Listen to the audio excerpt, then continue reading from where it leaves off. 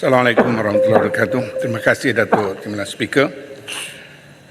Saya pantun sikit. Mencari timba si anak dara di bawah sarang burung tempur. Salam sembah pembuka bicara. Soalan Seri Gading nombor 3. Minta Menteri Ekonomi menyatakan berapa banyak wang yang telah dibelanjakan untuk inisiatif kemudahan rakyat pada tahun 2023 dan pecahan perbelanjaan peringkat negeri. Terima kasih. Yang Berhormat Menteri. Assalamualaikum warahmatullahi wabarakatuh dan salam sejahtera. Terima kasih Datuk Yang di-Pertua, terima kasih Seri Gading. Inisiatif kemudahan rakyat diumumkan dan dilancarkan sekitar Jun 2023 dan bertujuan untuk mempercepatkan dan memudah cara pelaksanaan projek-projek kecil untuk kemudahan rakyat. Caranya ialah dengan membuka kepada semua pihak, baik individu, baik wakil rakyat, baik jabatan-jabatan kerajaan, untuk mengenal pasti projek-projek infrastruktur kecil di bawah RM200,000 ke bawah untuk dilaksanakan dengan segera, dan ini membuka ruang contohnya kepada rakyat biasa untuk membaiki jalan kecil, jabatan dan sebagainya. Sejak dilancarkan sehingga 22 November 2023, sebanyak 1,500 projek dari inisiatif kemudahan rakyat ini telah diluluskan secara prinsip di peringkat Kementerian Ekonomi, dan apabila telah diluluskan ini, maka kelulusan dan peruntukan ini diberikan kepada pelbagai agensi pelaksana seperti pihak berkuasa tempatan, pihak pembangunan koridor dan Perbadanan Kemajuan Ekonomi Negeri bagi tujuan pelaksanaan projek IKR. Kelulusan prinsip ini diberikan memandangkan permohonan projek yang diterima melalui aplikasi IKR yang dibuka kepada semua perlu disemak dan disahkan terlebih dahulu oleh agensi-agensi pelaksana yang dilantik itu.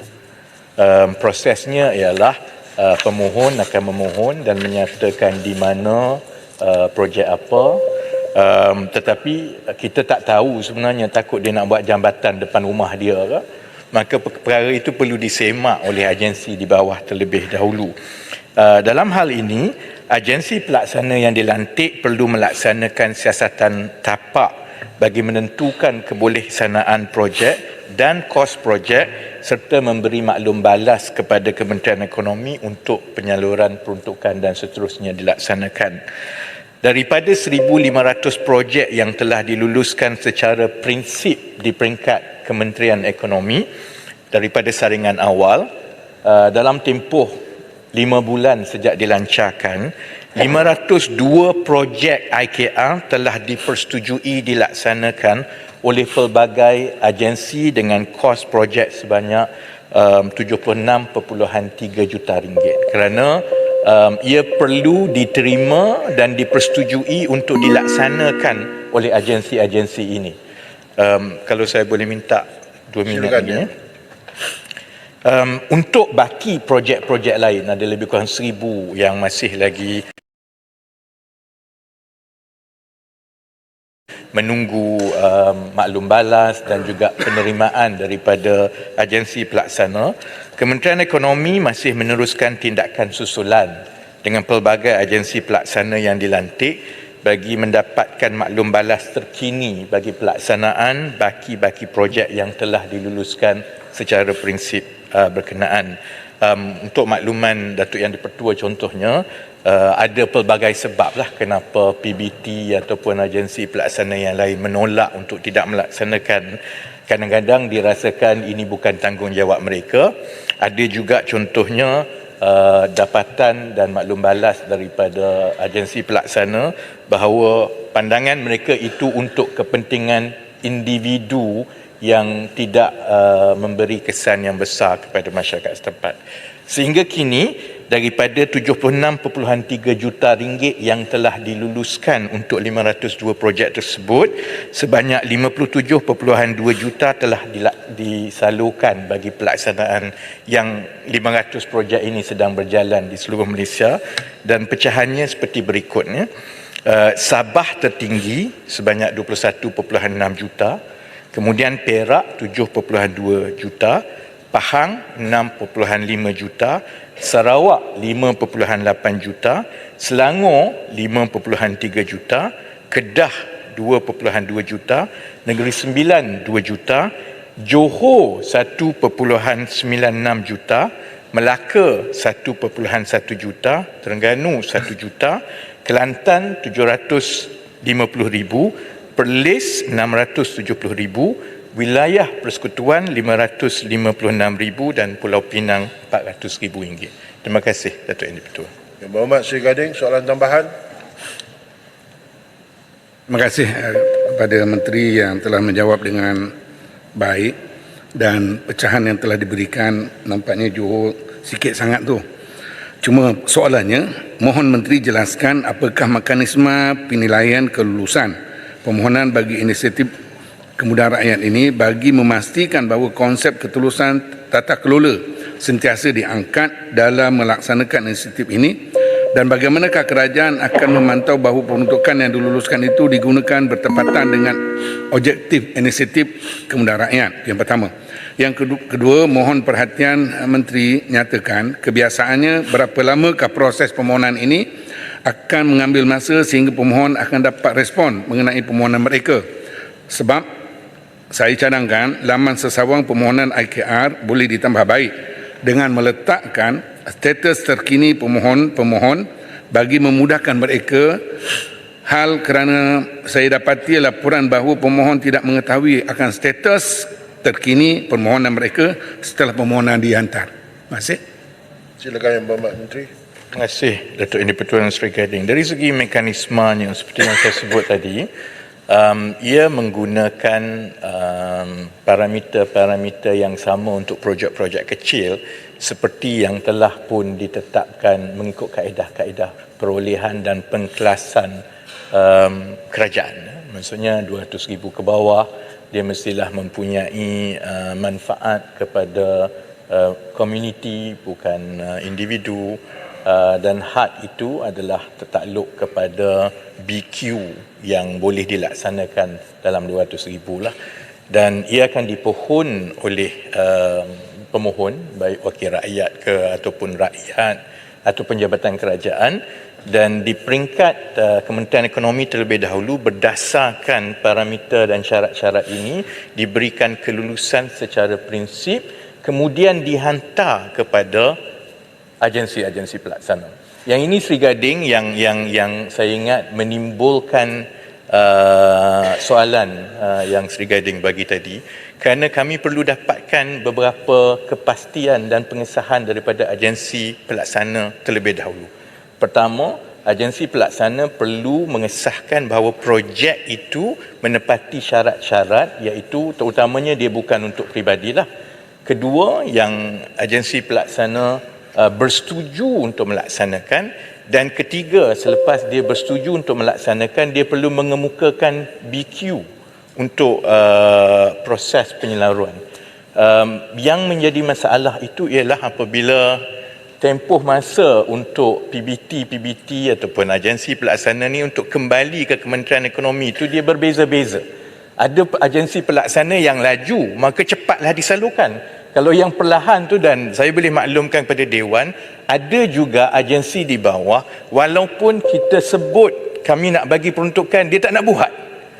Itu yang, jadi kalau kami letakkan status, masa kami bincangkan macam mana nak buat portal tu, kalau kami letak status, dia akan terus tunjuk di situ bahawa tersangkut dekat agensi pelaksana lama. Jadi itu adalah antara beberapa dapatan yang akan diambil kira untuk melicinkan lagi proses ini, dan insya-Allah kalau dari segi pemantauan itu ia sudah tentu tertakluk kepada semua peraturan perolehan dan tata kelola kerajaan sedia ada, kerana apabila telah diluluskan secara prinsip dan diterima akan dilaksanakan oleh agensi pelaksana perlu mengadakan proses perolehan seperti biasa, seperti mana projek-projek kecil di bawah RM200,000 ke atas. Tapi insya-Allah kami sedang tengok macam mana nak atasi masalah kalau agensi pelaksana kata dia tak nak buat. Yang itu yang kita sedang mencari jalan juga, kerana kerajaan nak bagi duit ni. Tapi kita boleh tengok di seluruh negara, dia ada respons yang berbeza-beza mengikut PBT masing-masing. Dan saya boleh sebut memang yang paling cepat dan paling banyak menyambut inisiatif ini adalah daripada Sabah. Sebab itu Sabah paling tinggi mendapat peruntukan setakat ini. Terima kasih. Kuala Terengganu, silakan. Terima kasih Ketua. Terima kasih Wakil Menteri jawapan yang saya rasa begitu detail. Cuma persoalannya, apakah kriteria pengagihan projek bajet tadi itu? Ada yang dapat 3 juta, Terengganu dapat 1 juta, Kelantan 700,000. Apa kriteria? Adakah kerana jumlah penduduk, bilangan penduduk, atau kerana kemunduran sebuah negeri? Yang kedua, bagi jabatan ataupun JC yang tidak berminat, boleh tak dikongsi dengan ahli parlimen, maklumkan hal tersebut untuk kita bantu memudahkan perbelanjaan tersebut. Terima kasih Ketua. Yang Berhormat Menteri. Terima kasih Ulu Terengganu. Kriteria sebenarnya dia tidak mengikut negeri atau apa-apa. Kriterianya ialah projek itu betul-betul memanfaatkan kepada rakyat, dan kalau RM200,000 ni memang tak boleh buat bangunan besar lah. Selalunya jalan kecil, selalunya longkang, selalunya membaiki yang banyak di Semenanjung ini, contohnya membaiki balai raya. Maksudnya bentuk-bentuk pembinaan ataupun infrastruktur yang sebelum ini mungkin tidak mendapat keutamaan kerana kalau kita melalui proses belanjawan biasa setiap tahun, tumpuan pengagihan peruntukan ini selalunya kepada projek-projek besar perancangan di peringkat kementerian.